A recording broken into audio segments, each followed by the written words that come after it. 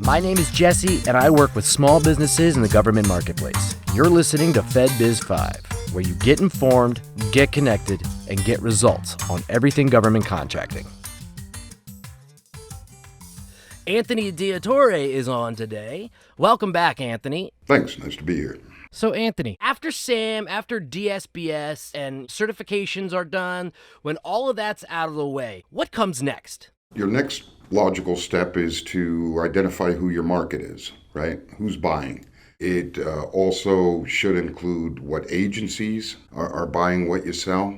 And then you have to think of a way to get in front of these people and market yourself to them. Okay. You don't want to do it. Here's the thing, because if there's a solicitation out, right? Like you can't, I just saw a solicitation that speaks to me, and I think I'll call that person up and talk to them about what I do. It won't work. By rule, they can't talk to you individually.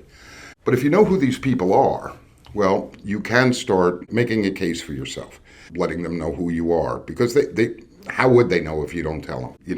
Tell them how you could help them save money, better product, whatever that thing that speaks to your goods or services. Get in front of them and let them know you exist, because they're always kind of looking. Right. They want to include small businesses. It's their intention to, but it's just not always as easy as if they don't know who they are. Thank you for that. I appreciate it. So, should someone focus on any particular agency? I think that initially, if you find out who the people are that are buying what you're selling, it becomes pretty apparent quickly what agencies are your priorities.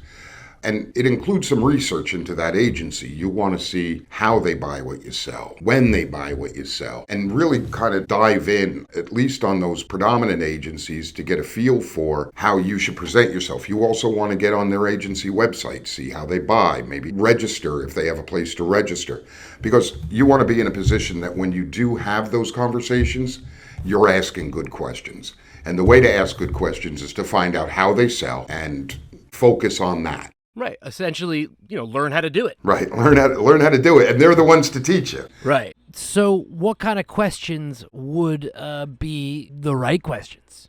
If they have forecasting, you want to know so that you can speak to that. If they post their agency-specific solicitations, you want to know that. And by the way, it sounded like I was steering you away from solicitations. I think reading solicitations is good. I think that it gives you a clearer idea of the sort of things they're looking for and how they prioritize certain aspects. And that will help you too when you're talking to these buyers on how to position yourself, what you should emphasize, because now you'll know what's important to them. Right. Okay. Thank you. I appreciate that. One last question for you, Anthony.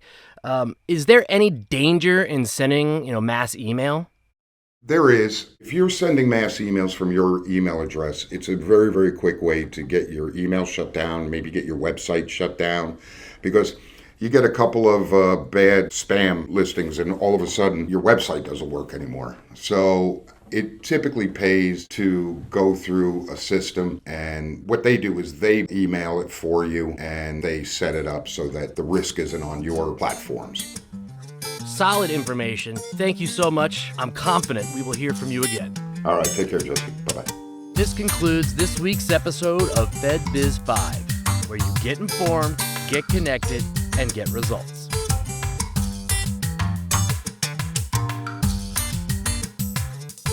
Today's podcast is sponsored by FedBiz Access, government contracting made simple.